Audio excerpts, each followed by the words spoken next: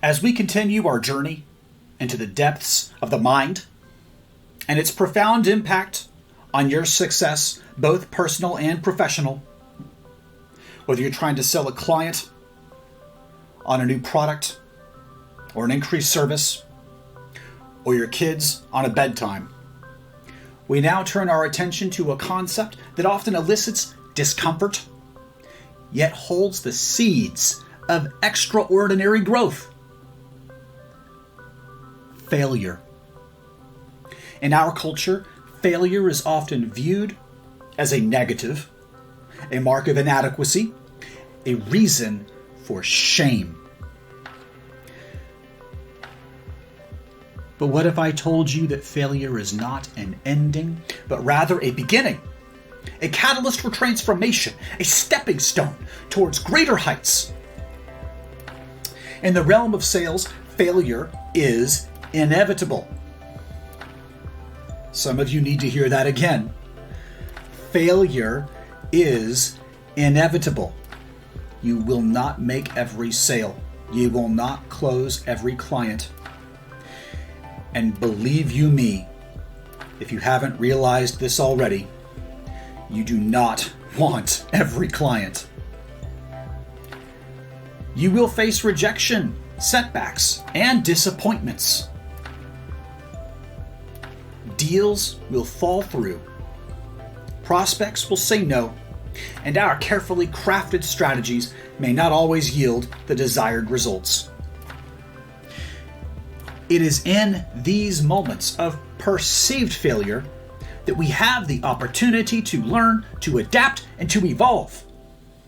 For within every setback lies a hidden lesson, a chance to course correct, a chance to emerge stronger and more resilient.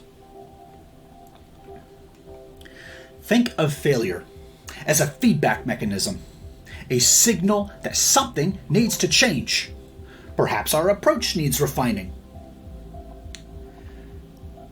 Perhaps your communication needs adjusting, or our understanding of the prospects needs deepening. Perhaps you were approaching the wrong prospects in the first place.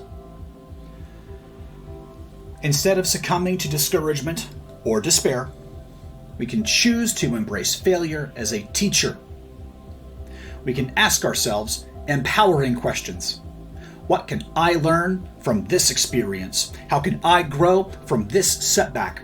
What new strategies can I implement to achieve a different outcome? Do not encounter failure and decide you are going to keep doing the same thing over and over and over, because that is only insanity if you think it will go any different.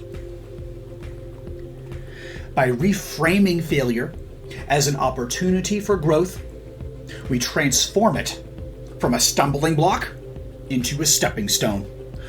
We become more adaptable, more resilient, and more resourceful. Consider the story of Thomas Edison, who famously said, "I have not failed. I've just found 10,000 ways that won't work." Each perceived failure brought him one step closer to his ultimate goal of inventing the light bulb.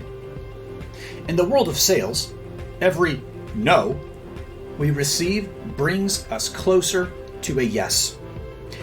Every lost deal provides valuable insights that can be applied to future interactions. Every setback is a chance to refine our skills and deepen our understanding of the sales process. But embracing failure requires a shift in your mindset.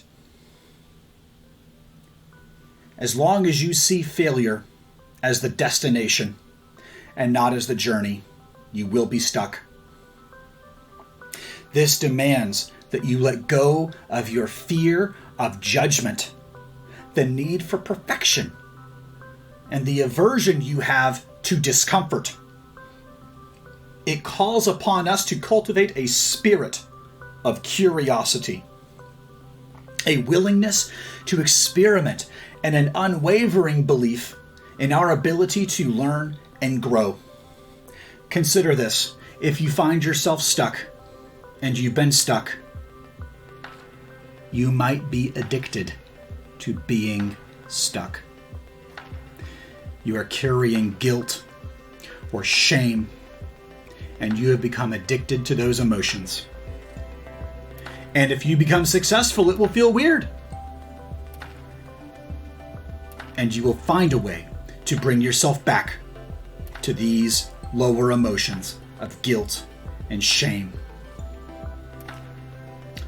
You have to learn to grow.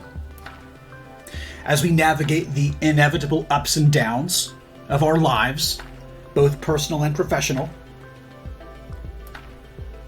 remember that failure is not the opposite of success, but rather a part of it.